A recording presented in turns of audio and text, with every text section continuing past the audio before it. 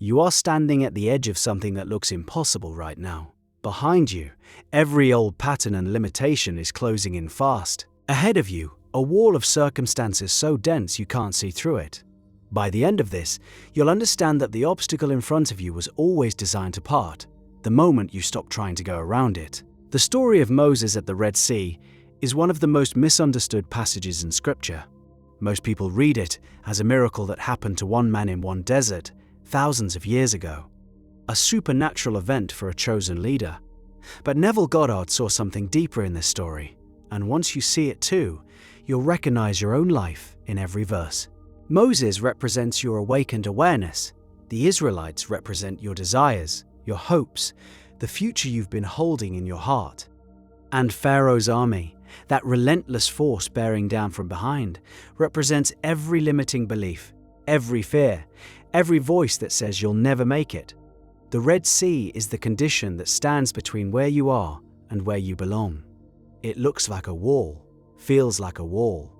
Every rational thought you have confirms it's a wall, but consciousness operates by different rules than logic. When the Israelites reach the water's edge, they panic. They turn on Moses. Were there no graves in Egypt? Why did you bring us out here to die? You've had this exact conversation with yourself. The moment you committed to changing your life, leaving the relationship, starting the business, claiming a new identity, and reality pushed back hard, that voice in your chest saying you made a terrible mistake, saying you should have stayed comfortable, stayed small, stayed in Egypt. Egypt, in the allegorical language of Scripture, is the state of bondage to the senses, the state where you believe only what you can see, touch, and measure. And there's a gravitational pullback toward it, especially when the path forward looks blocked. You feel that pull every time you check your bank account after affirming abundance. Every time you see your reflection and struggle to hold the image of who you're becoming, the army of old thoughts is fast, and it knows exactly where you are. So what does Moses do at the water's edge? He receives one instruction. Tell the children of Israel to go forward. Go forward, into the sea, into the very thing that looks like it will swallow them whole. There's no instruction to wait for conditions to change, no instruction to negotiate with Pharaoh, no strategy session, no backup plan. Walk into the impossible thing. This is the moment most people abandon their manifestation. They get the desire, they feel the call out of their old state, they even begin the journey. But when the sea rises up, when the circumstance looks absolutely impassable, they stop. They stand at the shore, praying for the water to move first, waiting for evidence before they commit. And that hesitation is the only thing keeping the sea intact. Moses lifts his rod.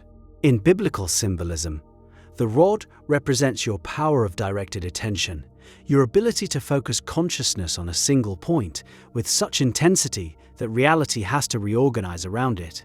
Moses stretches this rod over the waters, and the sea divides.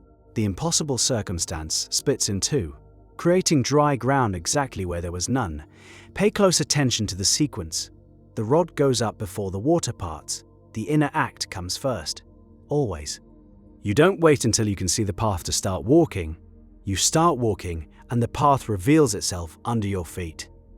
This is the law of assumption operating in one of its most dramatic illustrations, and the ground beneath their feet is dry. Scripture specifically mentions this. The path through your impossible circumstance won't be muddy, treacherous, halfway workable. When consciousness truly parts the sea, the ground is solid.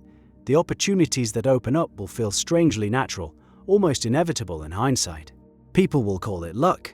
You'll know the ground was prepared the moment you lifted the rod. But there's a detail in this story that most teachers skip, and it changes everything about how you approach your own Red Sea moments.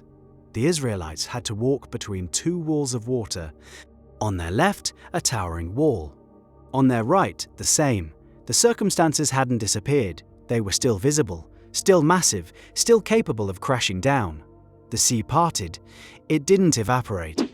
Your consciousness doesn't erase the old reality. It creates a corridor through it.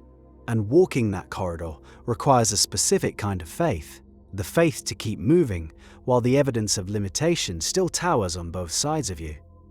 The rent is still due. The diagnosis is still on paper. The person still hasn't called. These walls of water are real and visible. Your job is to keep your eyes on the dry ground beneath you. the assumption you've claimed, and walk. This is where mental discipline becomes everything. Neville called it living in the end. You occupy the state of the wish, fulfilled while the walls of the old state still stand on either side. Most people glance at the walls. Then they stare. Then they stop walking. Then the water rushes back. The sea only stays parted as long as you stay in motion toward your promised land. Now consider what happens to Pharaoh's army. They follow the Israelites into the parted sea. Your old thoughts will do the same thing. The fears, the doubts, the identity you're shedding, they don't just watch you leave, they pursue. They follow you right into the corridor that consciousness created. And for a moment, it feels like they're gaining on you. Like the old state is going to catch you even in the middle of your breakthrough. But the waters close on them. The same sea that parted for faith crashes down on doubt. Once you've fully crossed, once the new state is occupied completely, the old beliefs can't survive in the new environment. They drown. You don't have to fight them. You don't have to argue with them or process them or understand their origin. You walk forward, and the sea handles the rest. There's a cost to this kind of inner work that deserves honest acknowledgement. The corridor between the walls is lonely. The people around you, still living in Egypt, will think you've lost your mind. They'll see the same impossible circumstances you see and wonder why you're smiling, why you're speaking about your future as if it's already happened.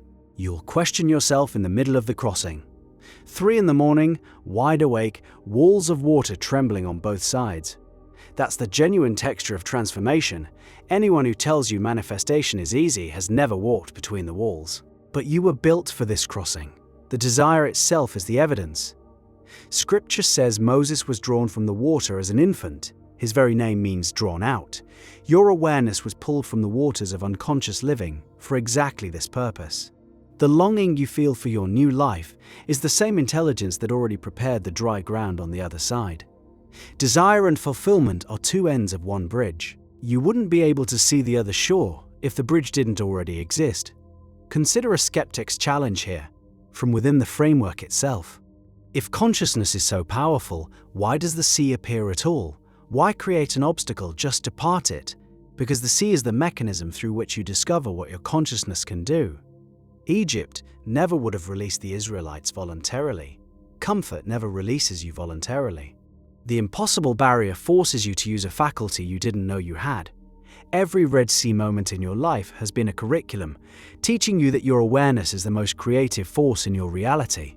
Moses never crossed the Red Sea again. He only needed to do it once.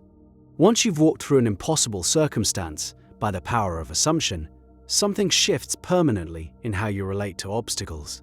The next sea will still look intimidating, but you'll remember the feeling of dry ground where water used to be. You'll remember the wall standing on either side, and you'll remember that you kept walking. Your Red Sea is specific. You know exactly what it is. That situation you've been staring at, turning over in your mind, calculating angles and finding none. The circumstance that makes your stomach tight when you think about it. That's your invitation. The rod in your hand is your attention. Lift it. Direct it toward the version of reality where you've already crossed. Feel the sand firm beneath your feet on the other shore. Hear the silence after the waters have closed behind you, every pursuing doubt swallowed whole. The shore on the other side is closer than the one you left behind. Your feet are already dry.